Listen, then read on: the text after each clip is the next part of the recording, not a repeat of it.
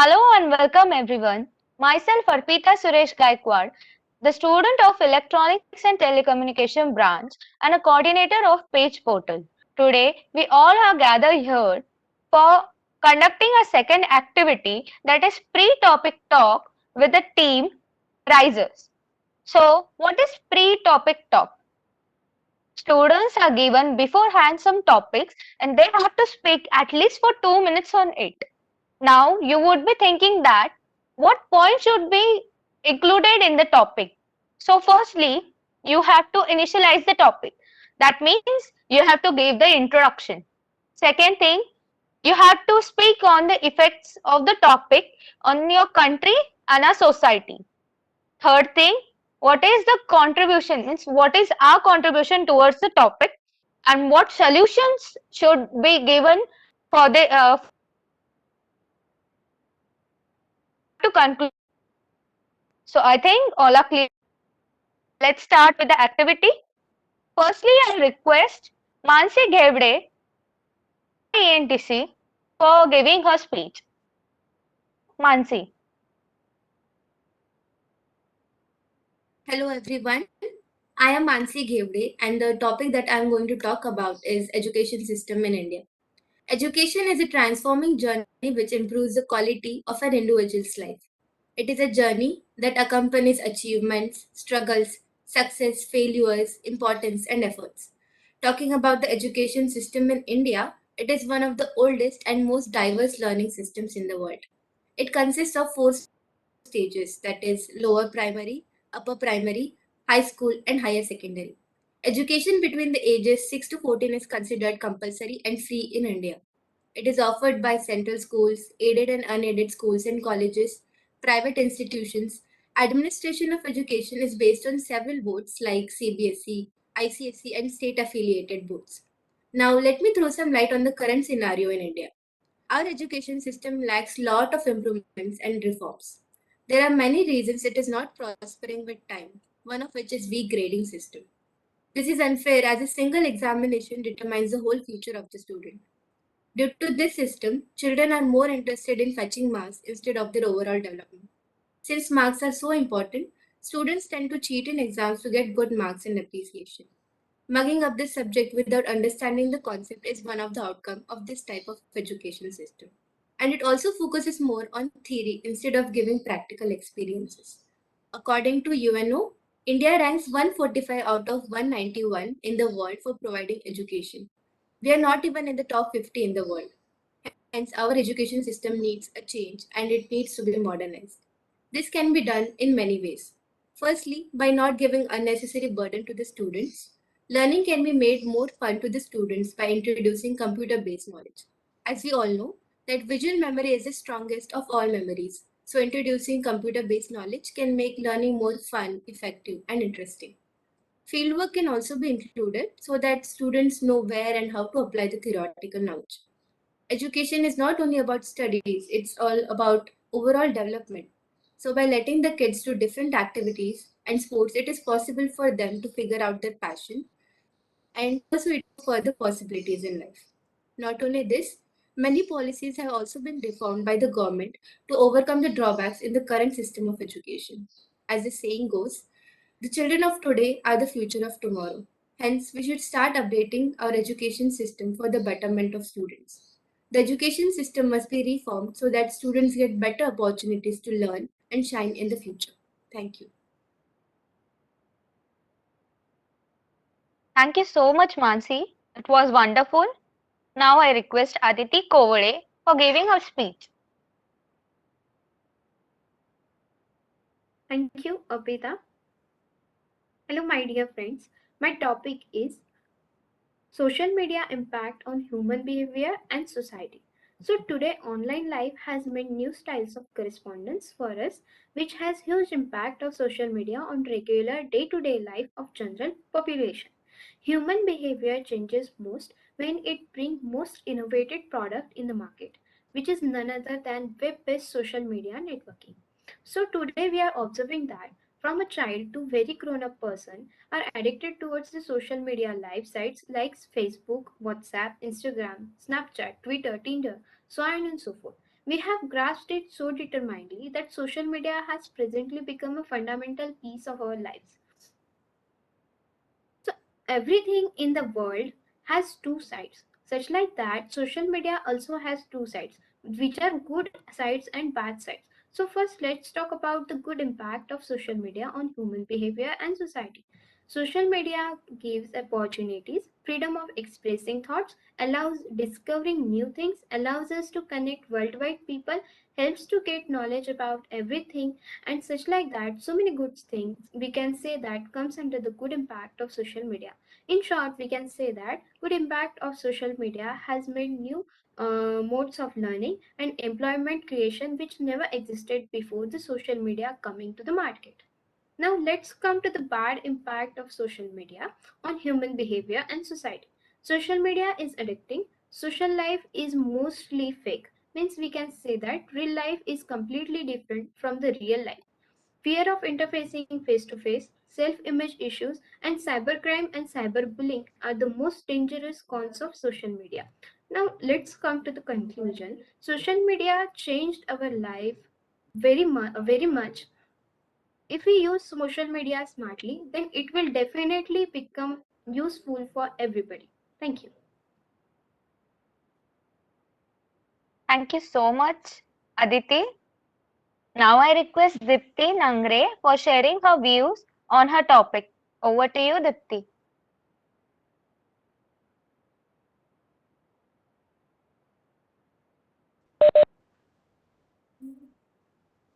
Thank you so much. Good evening, all. My name is Deepti Nangare. We all human beings have equal rights in each field, irrespective of gender. But still, women are considered as weaker. Their choices and freedom have no meaning. Oppressing women, underestimating them, not on the basis of knowledge they have, nor on their eligibility, but just because they are women and have no right to live their lives the way they want. This is where it needed to empower women, to make them aware of self worth, and which is termed as women empowerment. Today, I got an opportunity to speak on this wonderful topic, women empowerment. And what does it mean by women empowerment? It means to educate women, to make a woman independent and self sufficient financially and mentally, to make their able to stand on their own decisions and choices confidently and give women equal right in society. We have history in front of us who have contributed in empowering women. Savitribai Phule, Maharshi Karve, Rani Lakshmibai, who fought for women education and their rights. Also, we have great personalities like Indira Gandhi, Kalpana Chawla, Mother Teresa, who inspired us with their beautiful lives. Because a woman is also defined by her courage, respect her. To make every woman in this entire world live confidently and on the path chosen by her own, women empowerment is necessary. Thank you.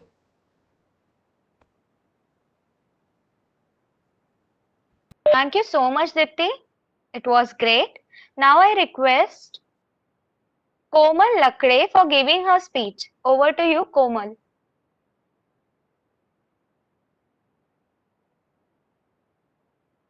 Hello everyone, my name is Komal Lakde. My topic name is Generation Gap Reasons and Solution. Today we have seen that the problem of generation gap is universal and everybody across the globe experience it. But this problem is experienced due to several reasons and should be properly analyzed.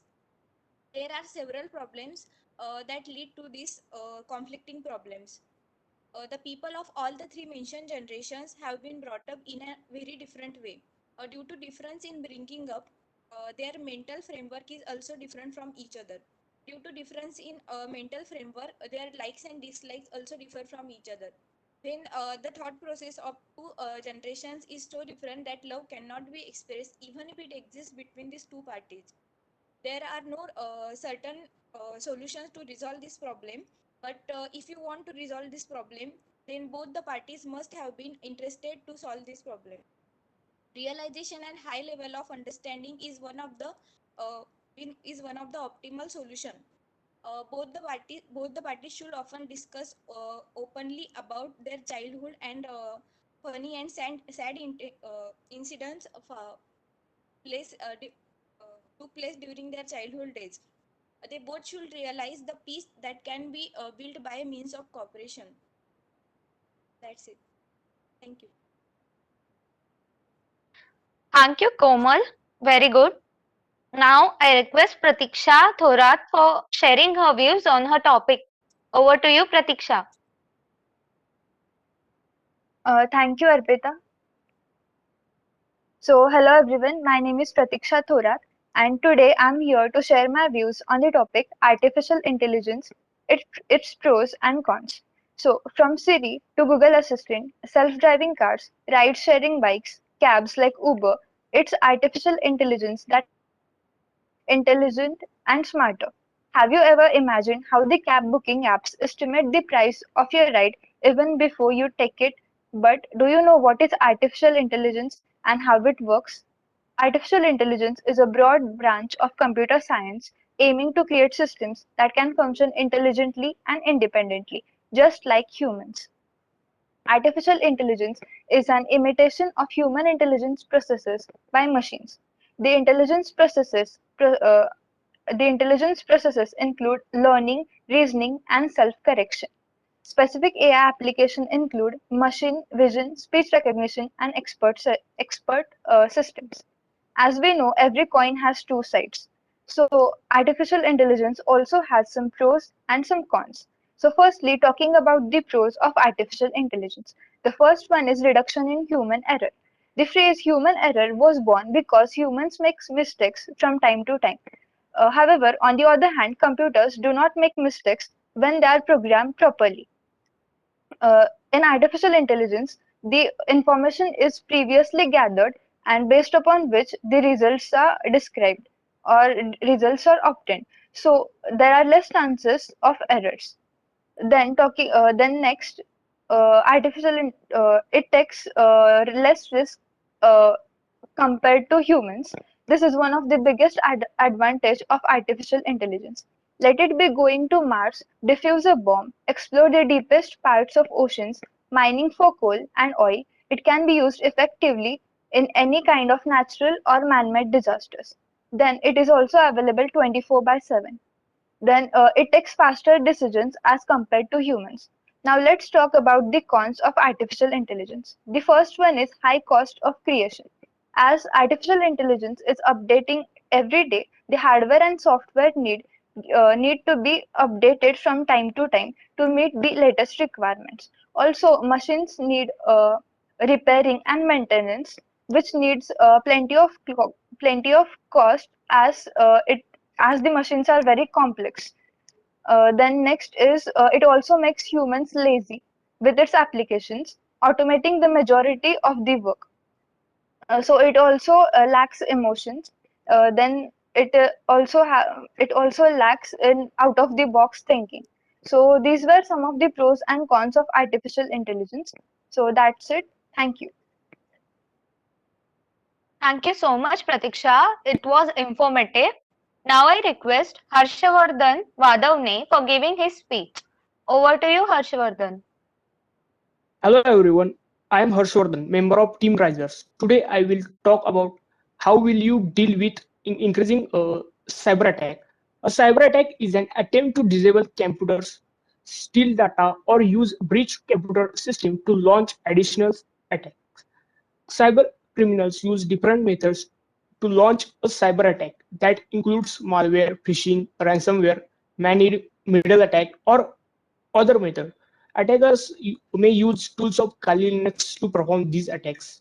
According to article published in the week, more than 11.5 lakhs incidents of cyber attacks were tracked and reported to India's Computer Emergency Response Team in 2021.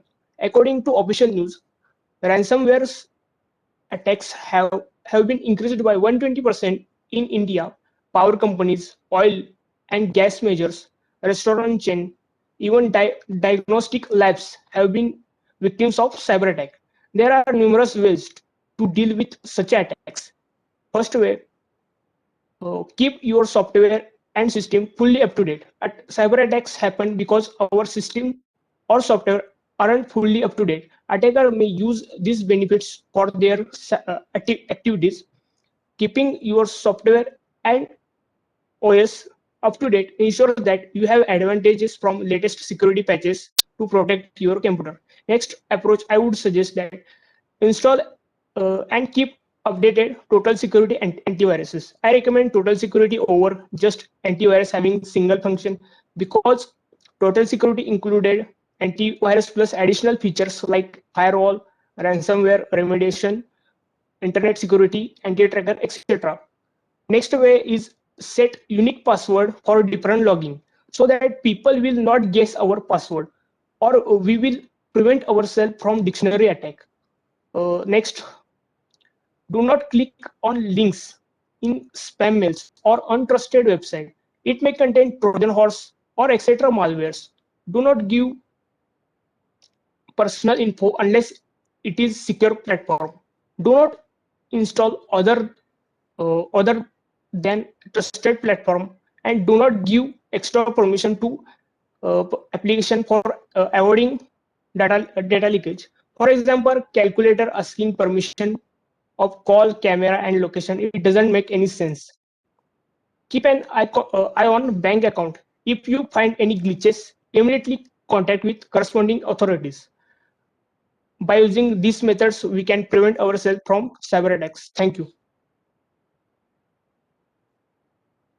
Thank you so much, Harshvardhan. Good. Now, nextly, I'll request Parshuram Pawar for giving his speech. Over to you, Parshuram.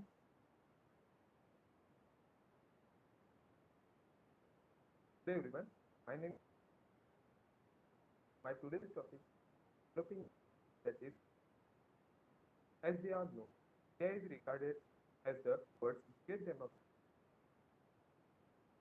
Has posted a remarkable record of they have been growing this science technology as the developing and largest they are also largest textile product heading AI is also aggressive and also. So some of the are world class. That's why after this the AI is the development developing not the development. It's a standard yeah. So especially in North AI is submit sub differently some area. Education is key driver for the development and low literacy, but some part of the lagging country economy. And also the challenge undeniable that AI has an elaborate but not accessible to at a realistic effort. Sanitation is the challenge, especially when it would help us are the necessary have India as a developed country. India also has high income that by the fascism and government policy. India's high population also an impediment towards development. Constantly, there has a major strides has become measurable power, especially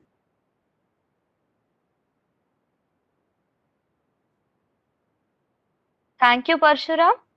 Now, last but not least, I request Amit Chavan for giving his speech. Over to you, Amit.